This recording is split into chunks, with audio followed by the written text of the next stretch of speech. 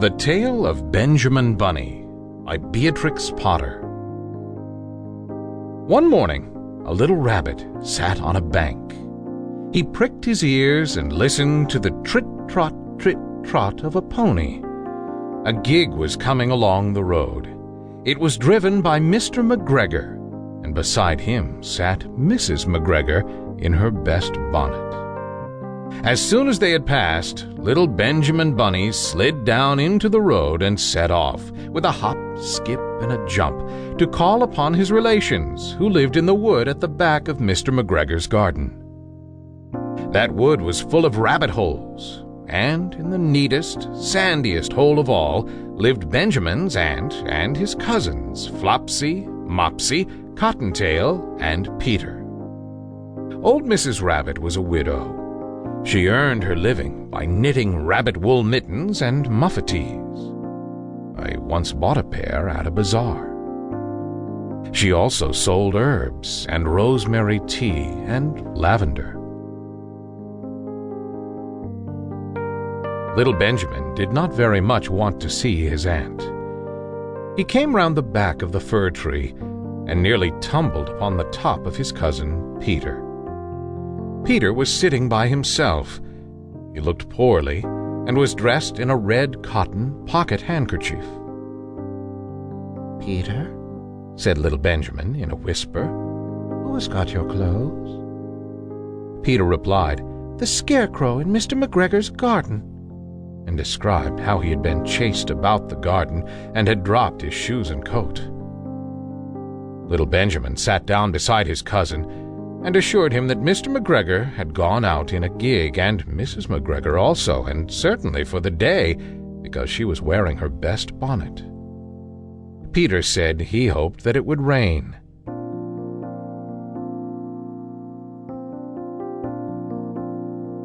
At this point, old Mrs. Rabbit's voice was heard inside the rabbit hole, calling, "Cottontail, Cottontail, fetch some more chamomile." Peter said he thought he might feel better if he went for a walk. They went away hand in hand and got upon the flat top of the wall at the bottom of the wood. From here, they looked down into Mr. McGregor's garden. Peter's coat and shoes were plainly to be seen upon the scarecrow, topped with an old tam-o'-shanter of Mr. McGregor's. Little Benjamin said, "It spoils people's clothes to squeeze under a gate. The proper way to get in is to climb down a pear tree." Peter fell down head first, but it was of no consequence, as the bed below was newly raked and quite soft. It had been sown with lettuces. They left a great many odd little footmarks all over the bed, especially little Benjamin, who was wearing clogs.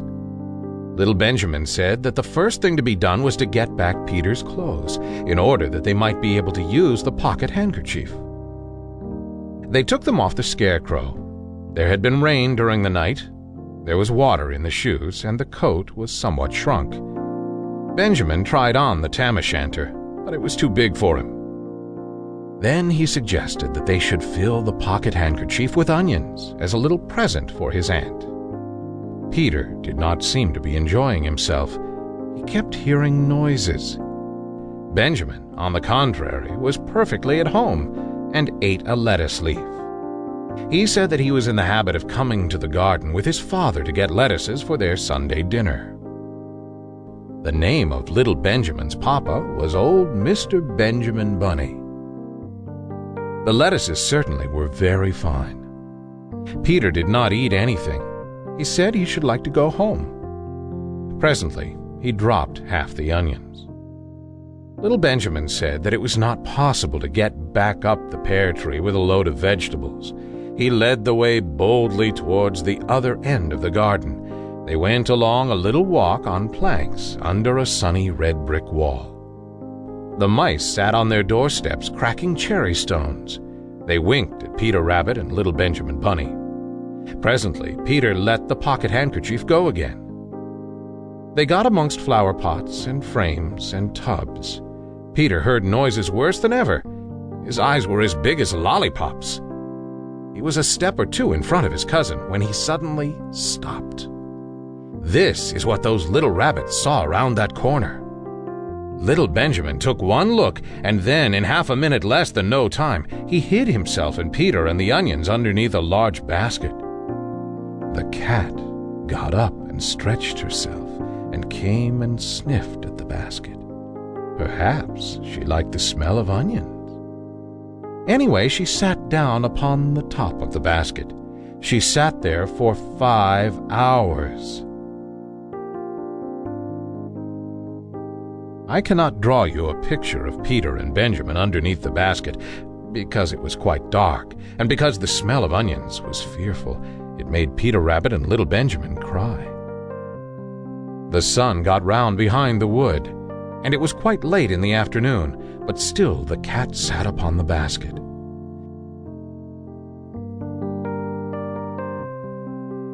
At length there was a pitter-patter, and some bits of mortar fell from the wall above. The cat looked up and saw old Mr. Benjamin Bunny prancing along the top of the wall of the upper terrace. He was smoking a pipe of rabbit tobacco and had a little switch in his hand. He was looking for his son.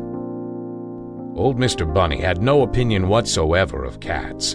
He took a tremendous jump off the top of the wall onto the top of the cat, and cuffed it off the basket and kicked it into the greenhouse, scratching off a handful of fur.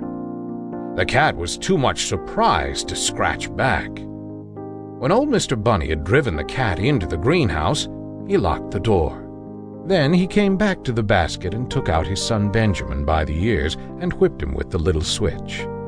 Then he took out his nephew Peter. Then he took out the handkerchief of onions and marched out of the garden. When Mr. McGregor returned about half an hour later, he observed several things which perplexed him. It looked as though some person had been walking all over the garden in a pair of clogs. Only the footmarks were too ridiculously little. Also, he could not understand how the cat could have managed to shut herself up inside the greenhouse, locking the door upon the outside. When Peter got home, his mother forgave him because she was so glad to see that he had found his shoes and coat. Cottontail and Peter folded up the pocket handkerchief, and old Mrs. Rabbit strung up the onions and hung them from the kitchen ceiling with the benches of herbs and the lavender. The end.